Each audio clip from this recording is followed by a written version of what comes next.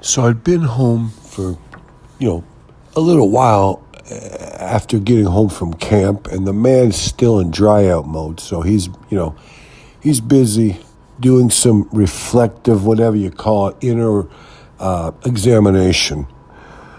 But I was just glancing around, looking and wondering and waiting, and there she was, finally, the little spray tan girl. I said, my goodness, seems like it's been forever since I thought maybe she moved away.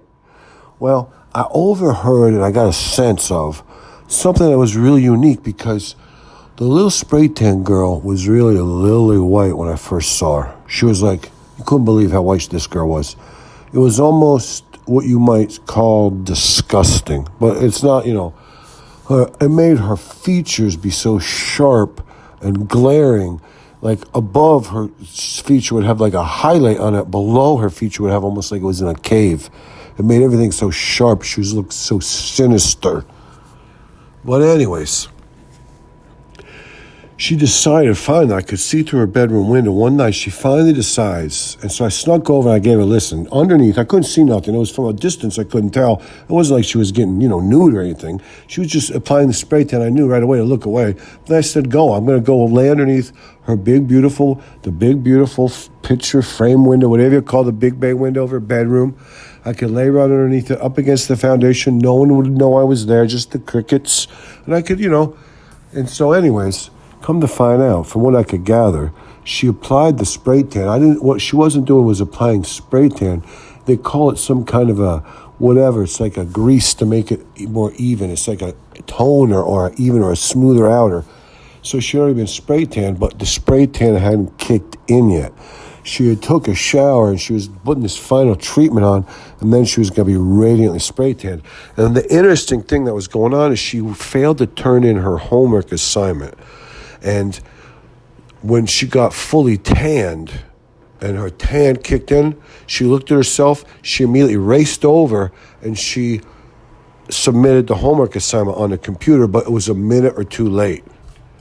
So this was a very interesting thing because from what I could gather, the next day she went into school and the teacher was ready to give her the riot act. And he was going to say, hey, it's too bad. If you don't know how to get your stuff turned in on time, it's too bad for you. I don't give a crap. It doesn't matter. There's no ifs, ands, or buts. It's a college-level credit course. It's dual credit. You're going to have to, whatever. You're in trouble. You have to face the consequences. Too bad for you. When she walked in, she was fully radiantly spray tanned, and the teacher almost fell over. And she said, I'm sorry. I got my homework turned in a minute late. I hope we're not going to have any problems. And the teacher, almost swooned, said, don't worry. It's just a minute. It's a discretionary thing. For you, anything is possible, obviously, with that spray tan. So the teacher, he let her turn it right in. I thought it was kind of like pedophilic because the girl, she's only 17 and a half, and plus, it's a high school teacher. She's whatever. It was obvious he was enthralled by her.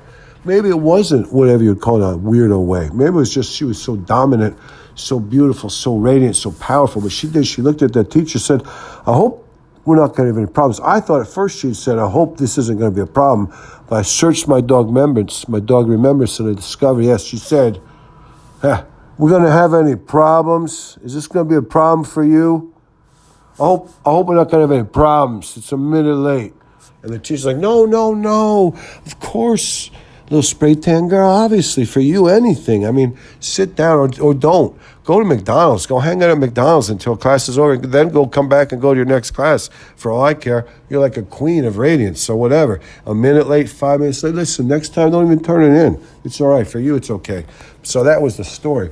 But, the funny thing is, the little spray tan girl, she subsequently, over some time, she lost her spray tan. And the interesting thing about it was, this was the day she told that teacher that she went to another class and she signed up for the long, the high school trip, the senior trip when they voted to go to Orlando.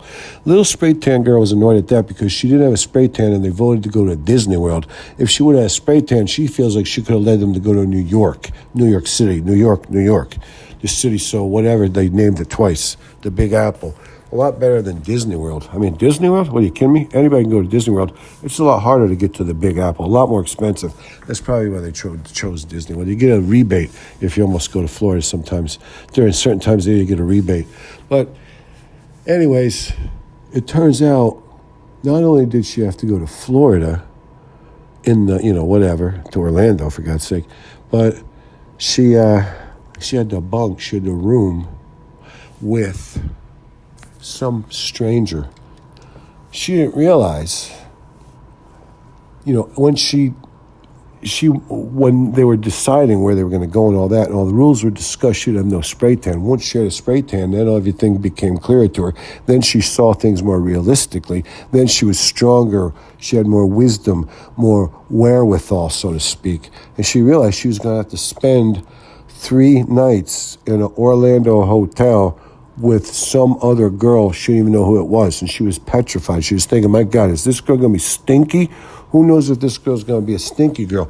Well, it turns out, by the time they got to Orlando, the girl's spray tan was so faded that when she was introduced to the girl she was going to be sleeping in the twin bed with, her bunkie, not a roomie, but a bunkmate, getting to bed with, the girl says, hey, I hope you don't mind, she says, I have wet dreams.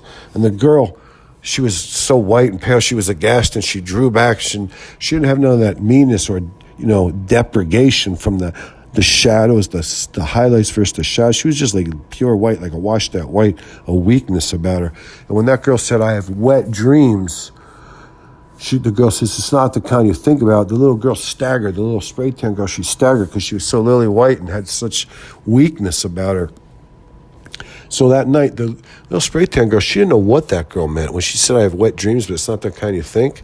Well, that night, it turns out that the wet dreams that the other girl was telling the bunkmate, a little spray tan girl, the wet dreams consisted of wet farts. About halfway through the night, this girl starts, lots of wet farts, one wet fart to the next, stinking it up, and it was like almost like a puddle started oozing out of her panties onto the bed, on the sheets, and the puddle started building up and inching its way slowly but surely like the blob over to the little spray tan girl's half of the bed. So when that girl said she had wet dreams, she meant she had wet farts all night long.